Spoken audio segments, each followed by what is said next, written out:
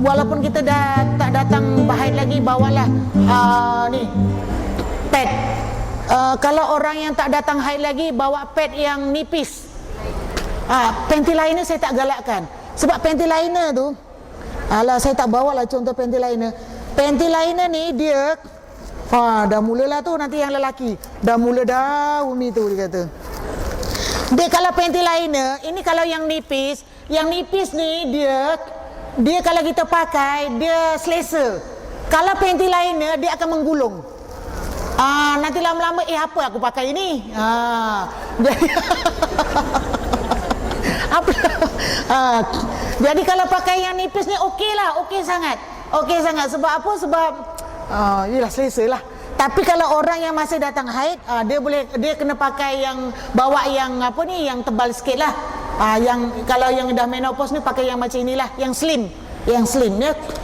Hari ni tuan-tuan, kalau tuan-tuan nak beli kat supermarket ke apa ke, percuma sebab bawa suami. Sebab apa? Suami yang bayar.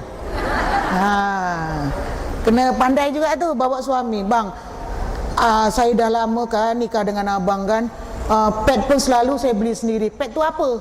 Adalah abang belikanlah, ikut ajak dia beli apa-apa. Ni tak payahlah ni ya. Okey, ni mengenai kebersihan. Cumanya yang saya nak terapkan pada tuan-tuan dan puan-puan ni, relatekan apa yang berlaku di Mina. Di Mina tuan-tuan dengan di Arafah, yang mana kebersihan. Tapi tahun lepas alhamdulillah kita dapat pujian daripada kerajaan Arab Saudi kerana kemah yang kita tinggalkan tu dalam keadaan bersih. Tapi sebelum tu tuan-tuan, nak cerita, ni bukan cerita bohong tuan-tuan. Berdosalah saya kalau saya cerita bohong. Kalau di Mina itu tuan-tuan, dia punya sampahnya tu menggunung. Nasib baiklah Allah jadikan tidak ada lalat di sana. Kalau ada lalat, agaknya dia punya ulatnya tu entah jadi macam manalah tuan-tuan. Tidak ada ulat langsung tuan-tuan. Itulah kebesaran Allah kan.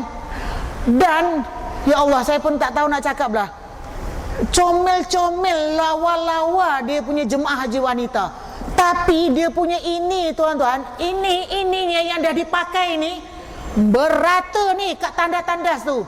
Saya ajak 2-3 orang bawa plastik hitam. Jom dengan Umi, nak tak kita buat dapat pahala nanti? Buat apa Umi? Kita kutip mana-mana yang tak ni. Ambil penyapu, kutip, masukkan dalam plastik sampah hitam. Itu yang perempuan. Saya kata sambil saya cakap wow macam itulah, macam kumbang lah, bising pasal geram, orangnya lawa. Saya ingat dulu masa saya sekolah, kan tanda sekolah kan boleh apa namanya, sumbat. Senang cakap sumbat. Sebab apa? Budak masukkan ini kan. Jadi apa yang saya buat pada pelajar, saya suruh pelajar perempuan berbaris semua, saya pegang punggungnya. Siapa yang datang bulan kan dia pakai ini kan. Sampai dia kata, aku takkan lupa apa yang Umi buat pada kita orang, dia kata.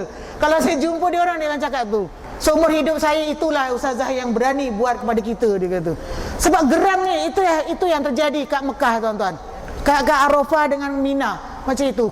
Ya Allah, saya tak tahu nak cakap lah. Jadi tuan-tuan dan puan-puan nanti, tuan-tuan tak payahlah, puan-puan nanti kalau sampai kat sana tolonglah masukkan ni dalam tandas, masukkan dalam tong. Allahu Akbar, dah tua lah ni.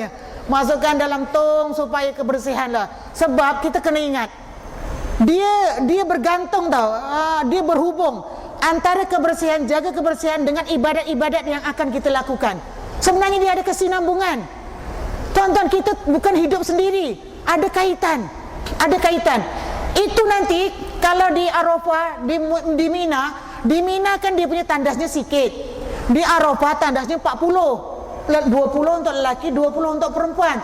Di Mina nanti 10 untuk lelaki, 10 untuk perempuan. Jadi sikit. Jadi kebarangkalian jemaah ni kencing depan kita perkara biasa. Itu belum lagi yang lelaki, dia kencingnya dalam botol. Dia kata lelaki, alah perempuan tu memang pengotor. Ni aku cerita ni pasal lelaki. Bukan dendam, tidak. Saya ni Saya ni sampai pengurus kata, Umi, dah lah Umi, nanti darahnya naik, dia kata. Saya cakap kat mikrofon ni tuan-tuan, tolong jaga kebersihan, tolong jangan mandi, air terhad. Di Mina saya cakap macam itu tuan-tuan. Air kan kat Mina kan panas, bukannya sejuk. Saya kata kalau kita nak cebok pun, ya Allah, terperanjat kan sebab airnya panas. Ini dia boleh mandi tuan-tuan, boleh mandi macam mana, sedangkan orang lain tu beratur nak gunakan tandas tu. Saya ketuk tuan-tuan, saya ketuk tiap-tiap pintu. Mandi ya? Oi, siapa tu? Dia kata. Hoi, dia panggil saya Hoi. Umi lah. Umi, tak ada, kita tak mandi, tapi atas keluar. Saya kata menipunya lah kat tanah haram, saya kata. Sebab apa? Sebab saya tak mahu kita ni pentingkan diri sendiri. Kita mandi tapi orang lain nak cebok tak ada air. Itu. Okey. Jadi nanti ingat apa yang saya cakap semasa di Arafah, di Mina, di Muzdalifah, jagalah kebersihan. Tolong jaga kebersihan. Kita Allah jadikan kita sempurna. Ya, kita dah lawa kan? Lawa kan? Betul tak? Siapa cakap tak lawa? Lawa kan? Dah lawa tapi kebersihan tak dijaga. Malulah kita. Wah, macam mana kalau kita ada anak tak jaga kebersihan, kita marah kan? Saya cakap dengan jemaah, saya marah tak apa sebab saya bukan tabung haji. Saya hanya ustazah. Saya bukan dengan tabung haji, saya kata macam itu. Dengan ustazah dia tak marah, dia tak boleh marah sebab saya ni kan. Saya memang macam ni, membebel. Sebab apa? Saya nak pastikan jemaah saya itu belum lelaki lagi tuan-tuan. Lelaki masa belum lagi tahallul awal. Belum lagi tahallul awal, dia cuma pakai kain kain ihram yang kat bawah. Kain yang atas tu dia tak pakai apa-apa dah. Lepas tu ke sana kemari. Tuan Haji, saya kata, ni cari apa? Tak jumpa Umi, tak ada. Panas, dia kata. Tutuplah, saya kata. Belum lagi tahallul awal. Tak apa, yang tengok pun Umi. Lah, ya Allah. Apalah tu, kadang-kadang tuan-tuan kita berhadapan dengan manusia berbagai-bagai kerenah tuan-tuan. Itulah ceritanya lah. Okey, dah banyak cerita ya, tapi saya tak ada cerita kosong tuan-tuan ya, saya tak ada cerita kosong. Okey, ni hadas kecil dan hadas besar ya. Ambil wuduk. Jadinya tuan-tuan kalau yang ambil wuduk ni, kalau kat sana nanti ni tuan-tuan belilah yang macam ini ya, tapi ini yang kecil aja. Ini pun boleh pakai untuk 5 kali tuan-tuan. Kalau penuh ni boleh pakai untuk 5 kali untuk berwuduk lah. Bolehlah standby daripada sekarang. Ini dah bulan berapa? Bulan 1 kan? Bulan 7 insya-Allah kita akan berangkat kan. Jadi kalau boleh belilah sikit-sikit dulu, beli beg besar dulu. Kalau pakai pakej gemilang ada beg besar kan? Beli beg besar dululah, apa-apa ke letakkanlah mana-mana yang kita perlukan, beli sikit-sikit. Tak adalah kita nak terus nanti terperanjat semua kita nak beli.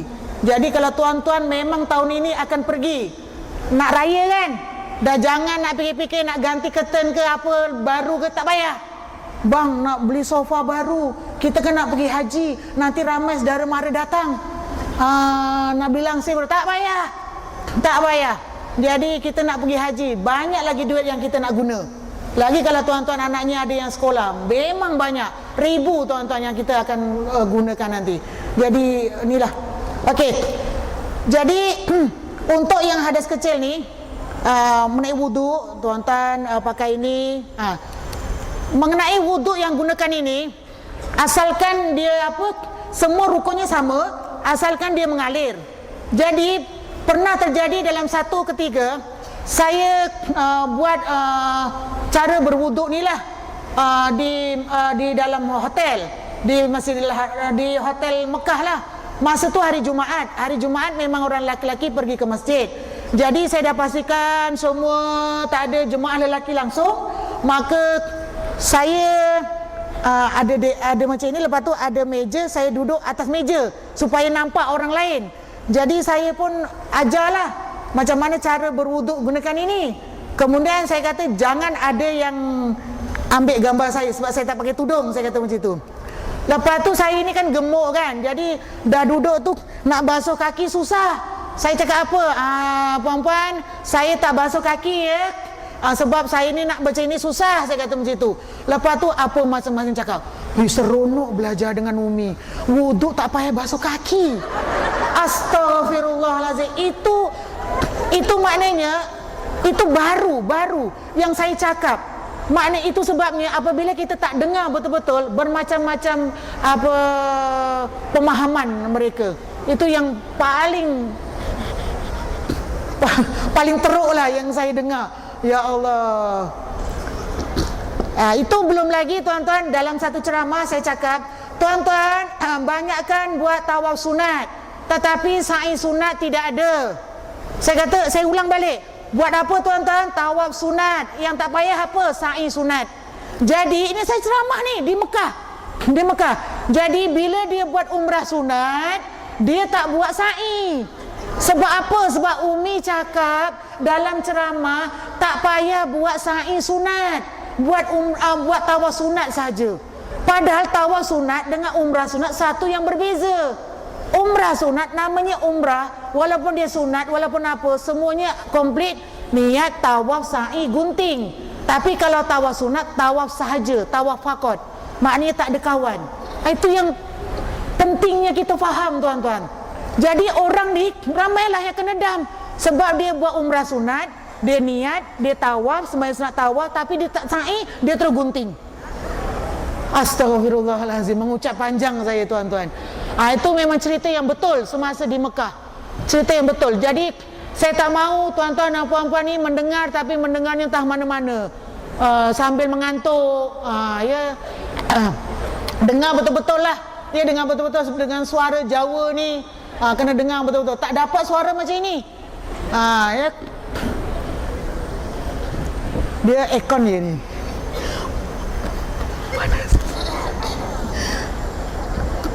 Okey, yang ini wuduk dah tuan-tuan. Ni untuk wuduk. Ini memang alamak asyik cerita je, tapi ini ada kaitannya tuan-tuan. Kalau di Mekah kan ada tempat untuk kita air zam-zam, ambil air zam-zam kan. Kemudian yang ni contoh gelas air zam-zam yang banyak tu kan. Jadi saya nampak sininya Malaysia. Sini Malaysia, dia tengah mencangkung, dia macam ini. Dimasukkan. Dia buat apa tu? Gini. Lepas tu 3 kali. Lepas tu dia ambil tangan kiri. Ni kan tangannya kan macam ini kan. Jadi dia buat macam ini.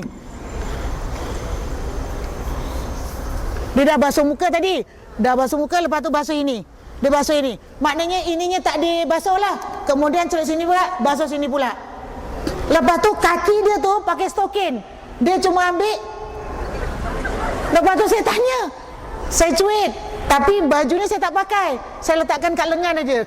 Saya kata, puan dari Malaysia? Ya. Puan buat apa? Wuduk. Saya kata, puan buat apa tadi? Saya tanya, wuduk. Puan kalau buat wuduk macam ni, tawafnya tak sah. Kalau tawaf tak sah, puan masih dalam ihram. Balik Malaysia masih dalam ihram. Lepas tu dia tengok saya atau kenapa dia kata kenapa saya cakap dengan dia wuduk tak sah. Memang wuduk tak sah. Saya belajar dengan guru agama. Sebab tu saya tanya lagi, siapa guru agamanya? Tapi dia tak nak cakap. Adalah, dia kata. Lepas tu saya kata, tak sah ni, tak sah. Saya kata tak sah. Dah dia cakap macam-macam, saya kata, saya ini guru agama tabung haji. Oh, ustazah, dia kata macam itu. Ditariknya saya ke tepi, boleh tak tolong saya ajarkan saya untuk apa, berwuduk. Saya kata tak sempat sebab saya ada kerja kat hotel lagi ni, banyak kerja. Kata tadi dah belajar. Tu saya belajar daripada YouTube. Tu. Macam mana tu tuan-tuan? Itu yang saya jumpa. Yang saya cakap depan tuan-tuan lillahi ta'ala memang berlaku di depan mata saya. Itu sebab saya berani bercakap. Nanti yang lain nanti dulu. Itu sikit-sikit. Nanti kalau tidak tak habis saya kata. Itu mengenai wuduk. Jadi tolong tuan-tuan, sebelum pergi ke Mekah ni, belajar betul-betul mengenai fardu ain ni. Ya, ada masa lagi ni. Tolong belajar betul-betul mengenai berwuduk. Banyak kelas agama di kawasan perumahan, di masjid, di surau. Nak tandanya kita ni nak pergi atau tidak, itu